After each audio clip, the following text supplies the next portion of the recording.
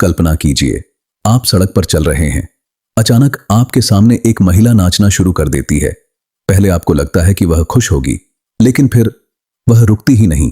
घंटों बीत जाते हैं, दिन बीत जाता है, फिर दूसरा दिन, फिर तीसरा दिन, और वह अब भी नाच रही है। कुछ दिनों बाद उसके साथ दर्जनों लोग और नाचने लगते हैं, फिर सैकड़ों लोग।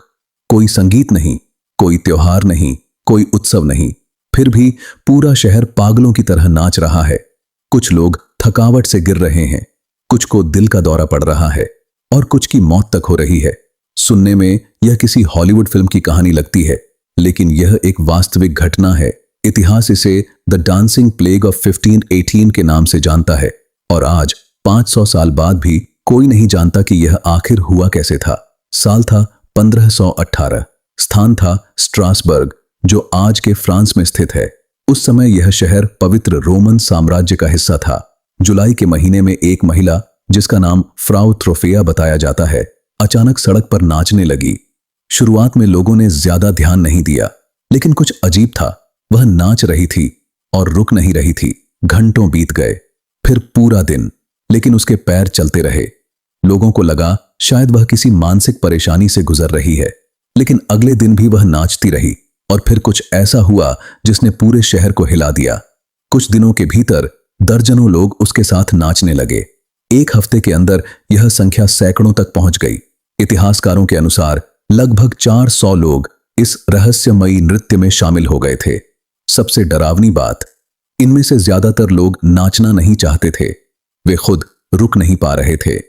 उनके पैर अपने आप चलते जा रहे थे। वे रो रहे थे, चिल्ला रहे थे, लेकिन नाचना बंद नहीं कर पा रहे थे। शहर के अधिकारियों ने जब यह देखा तो वे भी घबरा गए। उन्हें समझ नहीं आ रहा था कि यह बीमारी है, जादू है या कोई श्राप।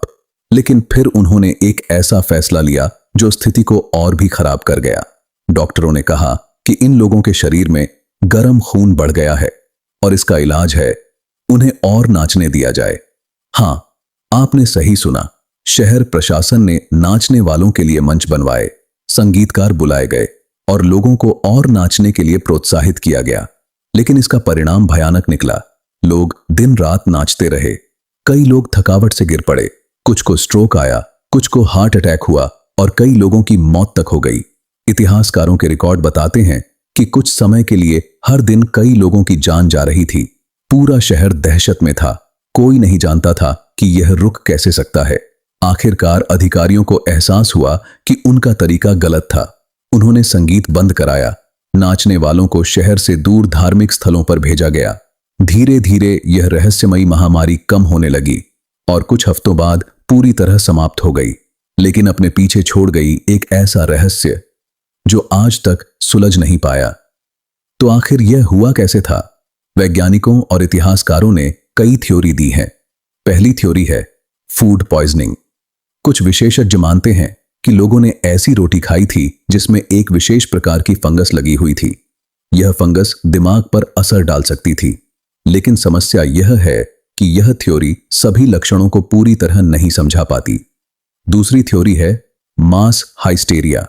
उस समय लोग गरीबी, बीमारी, अकाल और तनाव से जूझ रहे थे। कुछ विशेषज्ञ मानते हैं कि सामूहिक मानसिक तनाव इतना बढ़ गया था कि पूरा समुदाय एक अजीब मनोवैज्ञानिक अवस्था में चला गया, और यही कारण था कि लोग बिना इच्छा के नाचने लगे। आज कई इतिहासकार इसी थ्योरी को सबसे मजबूत मानते हैं, लेकिन सच क्या है कोई नहीं जानता। 500 साल बाद भी डांसिंग प्लेग इतिहास के सबसे अजीब और रहस्यमयी घटनाओं में से एक बनी हुई है।